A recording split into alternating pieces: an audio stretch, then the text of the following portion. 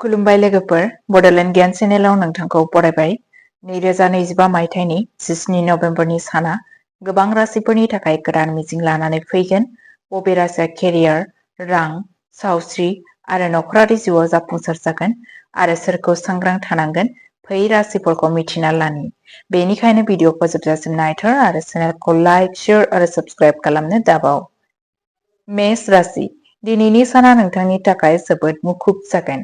खामानि थिलियाव गोसोआरि नारसिननाय थानो हागौ, नाथाय गिनांगौ गैया। नोंथांनि गोजाम नाजानायफोरा मोजां फिथाइ मोनगोन आरो आयआ बांगोन। मावख'आव सिरि था आरो बाथ्रा दान्थेलायनायनिफ्राय गोजानाव था।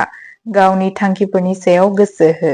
वृषभ राशि, दिनैनि साना नोंथांनि थाखाय मोजां सान। नोंथाङा मोनसे गिदिर दावबायनाय एबा लुनायनि खामानि बिथांखि लानो हायो। गोसोआ सोरां आरो खुसि जागोन। मोजां मोनग्राफोरा गाव गावनि साननायखौ फोरमायगोन। दोलोयारि जिउआव गोदै गोजोननाय फैगोन। मिथुन राशि, दिनैनि साना मुखुब आरो नारसिननाय जागोन। गोसोआरि मेंनाय आरो सावस्रिया एसे गाज्रि जानो हागौ, नाथाय सानजौफु समाव थासारिया मोजां जागोन। खामायनाया मोजां जागोन आरो खामानियाव दावगानाय जागोन। कर्क राशि, दिनै नोंथाङा एसे लोरबांथि मोनगोन, नाथाय बे साना फालांगियारिनि थाखाय मुलाम्फा गोनां जागोन। गावनि लोगोरिजों नांज्लायनो नाङा। मोजां मोनज्लायनाय जिउआव गोदै थागोन। खामानि मावनाया गोख्रों जागोन आरो गोदान खाबुफोर मोनगोन। सिंह राशि, दिनैनि साना नोंथांनि थाखाय जोबोद मोजां जागोन। थाबथानाय खामानिफोरा मावगोन आरो नखरा जौगागोन। समाजाव मान मोनगोन। धोरोमारि हाबाफोराव बाहागो लानो खाबु मोननो हागौ। कन्या राशि, दिनै मोनसे सरासनस्रा सान जागोन। गोनांथार खामानिफोराव हेंथा जानो हागौ, जाय जिंगाखौ बांहोगोन। रावजोंबो नांज्लायनो नाङा।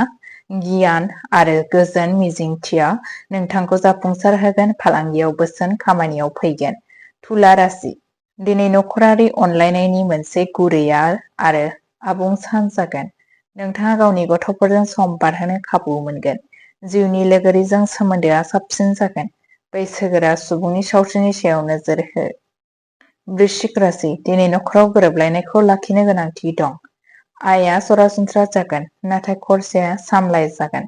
खामानियाव दावगानाय जागोन। मोजां मोनज्लायनायाव हेफाजाब मोनगोन। हाबा जानाय जिउआव गोनांथार थिरांथाफोर लानो हायो।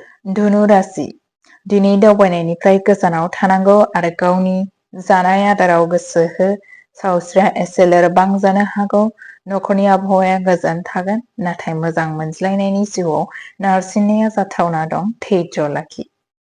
मकर राशि, दिनैनि साना आत्मनिरख आरो फोथायथिनि सान जागोन। केरियाराव मोनसे गोदान दिथा थागोन। साख्रि सोलायनायनि नेरसोन दं। मोजां मोनज्लायनाय जिउआ रमान्टिक जागोन आरो नखराव गोजोन थागोन।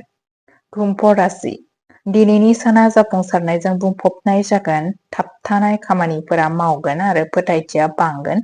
नखरारि जिउआ गोजोनथाव जागोन। मोजां मोनग्राफोरनि थाखाय साना रंजाथाव जागोन। मीन राशि, दिनै नोंथांनि आयआ बांगोन आरो खरसायाबो बांगोन। खामानि थिलियाव जाफुंसार जागोन, नाथाय मोजां मोनज्लायनायनि जिउआव फारागथि जानो हागौ। जुलियारि जिउआ जौगागोन। अब्ला लोगोफोर, बेयो दिनै 17 नभेम्बर 2025 नि राशिफल। नोंथाङा बबे राशिनि राशि आरो नोंथांनि साना माबोरै थांगोन जोंनो कमेन्टफोराव खोन्थाहरथार। सानफ्रोमबोनि राशिफल खारिथि मोननो थाखाय बड'लेण्ड गियानखौ साबस्क्राइब खालाम। गोजोन्थों। दिनैनि साना मोजां जाथों।